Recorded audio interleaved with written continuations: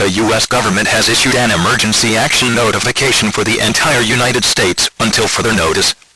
Nuclear missiles sent by Polish terrorists have been heading to the United States. Locations impacted include Atlanta, Boston, Chicago, Charlotte, Dallas, Denver, Fort Worth, Houston, Indianapolis, Los Angeles, New York, Orlando, Pittsburgh, Philadelphia, Tampa, and Washington, D.C. Get to your fallout shelter now.